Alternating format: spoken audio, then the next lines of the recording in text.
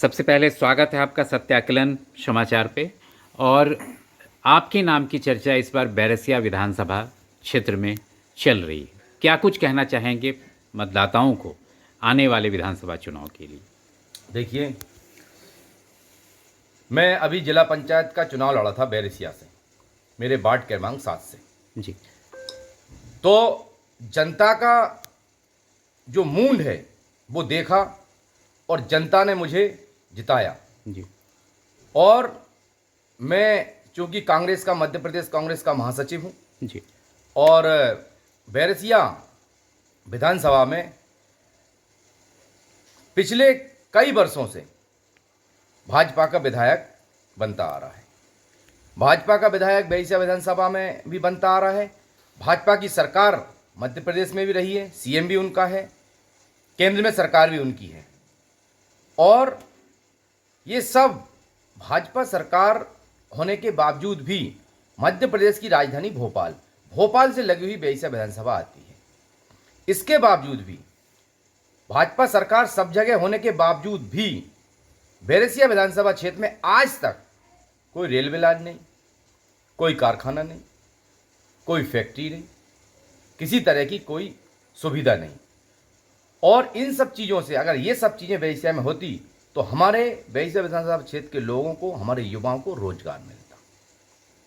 ठीक है, जब हालात मध्य प्रदेश की राजधानी भोपाल के बिल्कुल लगी हुई बैरसिया विधानसभा क्षेत्र के ये हैं, तो आप सोच सकते हैं कि पूरे मध्य प्रदेश में जो दूर दूर विधानसभा है उनका क्या हाल होता होगा जी या हो रहा होगा। जी एक महत्वपूर्ण बात यह है, ठीक है, आज क्या हो रहा है कि बैरसिया विधानसभा क्षेत्र के हजारों युवा जी अपने परिवार से दूर होकर, कोई भोपाल, कोई दिल्ली, कोई इंदौर या जो भी बड़े बड़े शहर हैं, वहाँ जाके छोटी छोटी नौकरी में बेचारा रोजगार के लिए भटकता रहता है, अपने परिवार से दूर रहता है, अपने माँ बाप से दूर रहता है।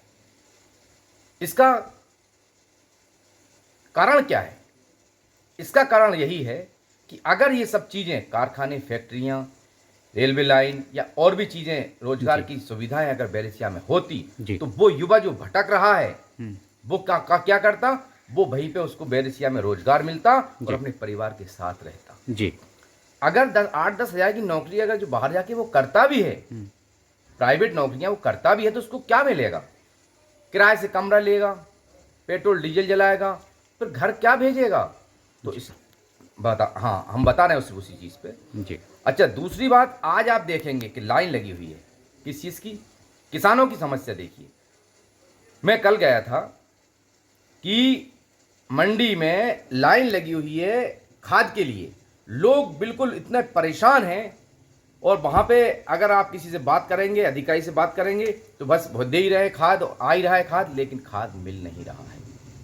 आज ट्रांसफार्मर जले पड़े हैं गांव गांव में, कोई बदलने को तैयार नहीं है, रिश्वतखोरी चरम पर है। ब्लैक में देखिए आप, किसी तरह का कोई भी काम नहीं हो रहा है, सब काम ठप पड़े हैं, चाहे बिजली हो, पानी हो, हैंडपंप सारे बिगड़े पड़े हैं। ये क्या सुविधाएं हैं? ये आप लोगों की भाजपा सरकार है। पहले एक चीज चलती थी, देखिए मैं आपको बताना चाहता हूं कि साहब, केंद्र में कांग्रेस की सरकार है और स्टेट में भाजपा की गवर्नमेंट है और भाजपा का विधायक बैरसिया, तो इसलिए काम नहीं हो पा रहा है। पहले ये लोग बोलते थे कि केंद्र में भी जब भाजपा की सरकार आ जाएगी तो हमारे काम होने लगेंगे। जी अब क्या हो रहा है? मोदी जी कब से है केंद्र में? ये विधानसभा, स्टेट और केंद्र में सब जगह भाजपा की सरकार है, तो फिर आप क्यों काम नहीं कर रहे हैं आप लोग?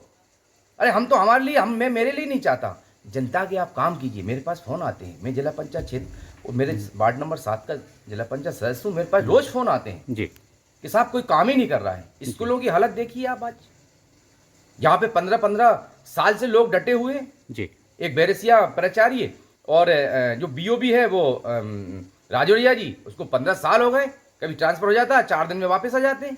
जी ये क्या तरीका है? ये रिश्वतखोरी नहीं चल रही तो और हो क्या रहा है ये?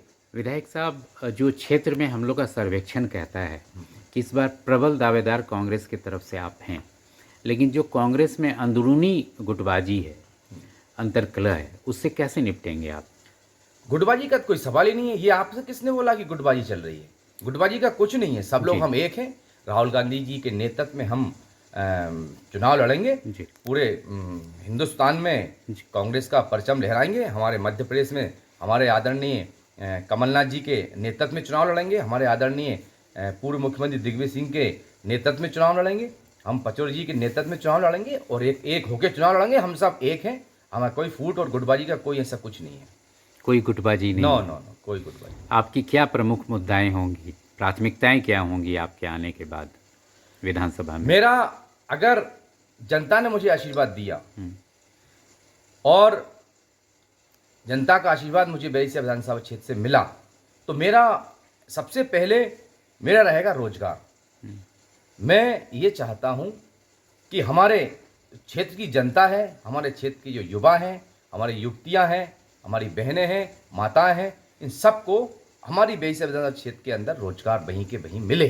जी, मेरा प्रमुख मेन फोकस वही रहेगा कि वहाँ पे उनको रोजगार आपकी प्राथमिकता होगी। हाँ बिल्कुल।